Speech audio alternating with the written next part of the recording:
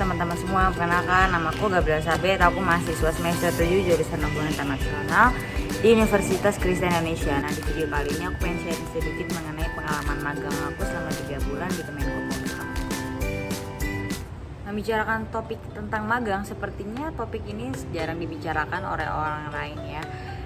Tapi menurut aku pribadi sendiri, magang itu penting banget, apalagi buat kita mahasiswa akhir yang sebelum lulus dari kampus.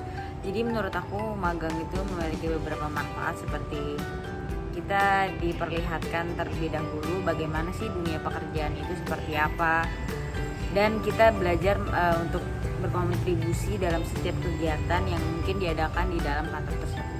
Jujur aku orangnya sepertinya kurang aktif dalam berkegiatan, tapi di dalam magang ini aku berusaha untuk mencoba keluar dari zona nyaman aku. Itu adalah lesson and learn yang aku dapat dari magang ini.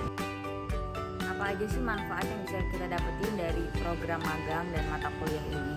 Kalau menurut aku, yang pertama, kita bisa belajar bersosialisasi di dalam dunia pekerjaan. Kemudian yang kedua, kita bisa mengeksplor diri dengan melihat keterampilan kita, melihat kemampuan kita. Kemudian juga yang ketiga, kita bisa memperbanyak relasi. Yang keempat, kita bisa menambah pengalaman bekerja. Untuk proses magang itu tersendiri terdapat beberapa tahapan yang harus kita penuhi, seperti CV dan surat permohonan magang yang berasal dari kampus. Dan sebelum kita meminta surat permohonan magang, kita harus sudah tahu dulu kita ingin magang di mana, ingin berapa lama, baru kita bisa mengajukan surat permohonan magang ke kampus. Kemenkopolhukam adalah Kementerian Koordinator Bidang Politik, Hukum, dan Keamanan. Di Kemenkopolhukam terdapat 7 bidang kedeputian. Yang pertama adalah bidang politik dalam negeri, yang kedua bidang politik luar negeri, yang ketiga adalah bidang hukum dan HAM, yang keempat ada bidang pertahanan negara, yang kelima ada keamanan dan ketertiban masyarakat, yang keenam adalah bidang kesatuan bangsa, yang ketujuh adalah bidang komunikasi dan informasi. Dari 7 bidang kedeputian tersebut, saya ingin mengajukan magang ke Deputi 2 bidang politik luar negeri. Jadi pertama-tama saya akan menjelaskan terlebih dahulu bagaimana saya bisa magang di Kemenkopolhukam.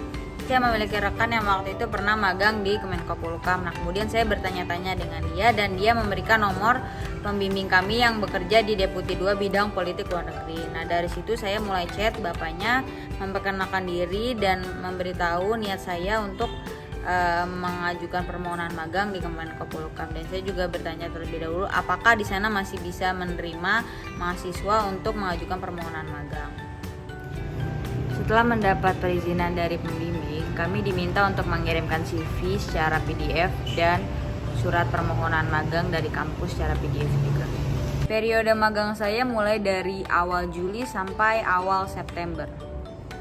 Setelah keterima di Deputi 2 bidang politik luar negeri, kami diberikan 4 pilihan atau 4 klaster yang paling kami minati. Nah, diantaranya itu yang pertama ada AMEROP atau Amerika Eropa, yang kedua itu ada ASPASAF, Asia Pasifik dan Afrika, yang ketiga itu ada ASEAN, dan yang keempat itu adalah multilateral.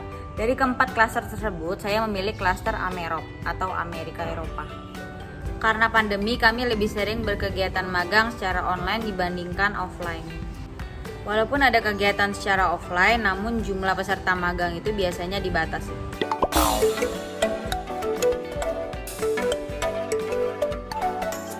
Pengalaman yang paling berkesan menurut aku waktu ketika aku berkesempatan mengikuti magang secara offline di salah satu hotel yang berlokasi di Tangerang. Nah, di situ aku diminta untuk menjadi notulen dalam suatu rapat. Dan ketika rapat selesai, kami memberikan hasil notulensi kami kepada pembimbing kami. Setelah periode magang hampir selesai, biasanya pembimbing kami akan memberikan ujian lisan secara virtual melalui Zoom. Sebelumnya saya juga ingin berterima kasih kepada teman-teman saya yang telah membantu saya dalam proses pengajuan magang ini, dan saya juga ingin berterima kasih kepada Pak Dian atas kesempatannya saya boleh magang di Kemenkopolhukam, dan saya juga ingin berterima kasih kepada pembimbing kami di mata kuliah praktik magang ini, Pak Ferdinand. Sekian video sharing pengalaman saya. Maaf jika ada salah kata atau perbuatan yang saya tidak sengaja. Semoga video ini bisa bermanfaat buat kalian semua. Makasih.